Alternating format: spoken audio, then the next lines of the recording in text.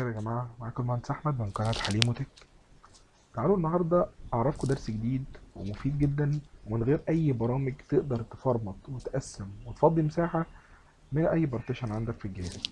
طيب ده بيتعمل إزاي؟ بكل بساطة هنخش كليك يمين على ماي كمبيوتر ونخش على مانج. من مانج هنا هيظهر لي حاجة اسمها ستورج، دي هندخل عليها، وبعد كده هندخل على ديسك مانجمنت. من ديسك مانجمنت بيجيب لي كل البارتيشنز اللي موجودة عندي. انا عندي سي وعندي دي. طيب انا دلوقتي السي عندي مثلا وليكن فيها مساحة زيادة، فانا عايز اعملها في بارتيشن تاني. كنت قسمت السي مثلا 200 جيجا، وانا دلوقتي عايز غيرت رأيي، لا انا عايز اخلي السي مساحة اصغر من 200 وافضي منها البارتيشن جديد. بكل بساطة هدوس كليك يمين عليها، هعمل حاجة اسمها شرينك فوليوم. هدوس كليك يمين وشرينك فوليوم، هيظهر لي هنا حاجة حلوة قوي. هيظهر لي المساحة اللي انا اقدر اشيل منها. يعني بيقول لك السايز of available shrink space in megabytes، بيقول لي هنا في 9974. 9974 يعني في 9 جيجا فاضيين، فدول ممكن نكتب هنا بكل بساطة انا عايز من هنا مثلا وليكن 5 جيجا، فكده هيعمل لي بارتيشن 5 جيجا.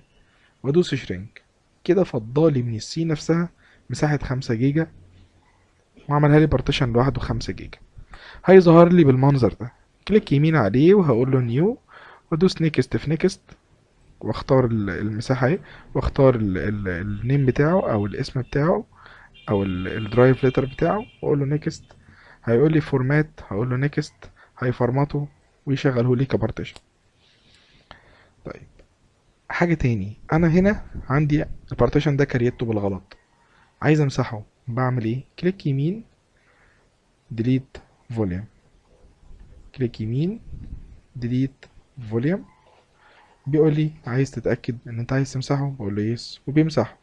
طيب حاجة تاني، بقدر ان انا افرمت البارتيشن من هنا. كليك يمين، فورمات. بيقول لي متأكد ان انت عايز تفرمت البارتيشن؟ مجرد ما دوست اوكي هيفرمت البارتيشن خالص وهيفضي كل اللي فيه. زائد ان انا مثلا عايز اغير الليتر ده اللي هو الدي، بكليك يمين برضو بقول له تشينج ليتر باس، بقول له تشينج، وبختار الليتر اللي انا عايزه من ضمن الليترز دي كلها، وبعد كده بقول له اوكي. ببساطة شديدة جدا بيروح مغير الليتر. دي في حاجة بسيطة جدا قدرنا بس من عن طريق الأداة دي أو الحاجة دي بنقدر بس إنه يعمل كل الحاجات دي. بنقدر نعمل ديليت، شرينك اللي هي بنشيل المساحة، أو فورمات أو إن إحنا بنعمل تشينج الدرايف ليتر كله. كده أنا خلصت شرحي بخصوص الأداة دي. ما تنسوش طبعا تعملوا لايك وسبسكرايب، تشتركوا في القناة، وتشيروا الفيديو على قد ما تقدروا. أشوفكم إن شاء الله في حلقة جديدة. مع السلامة.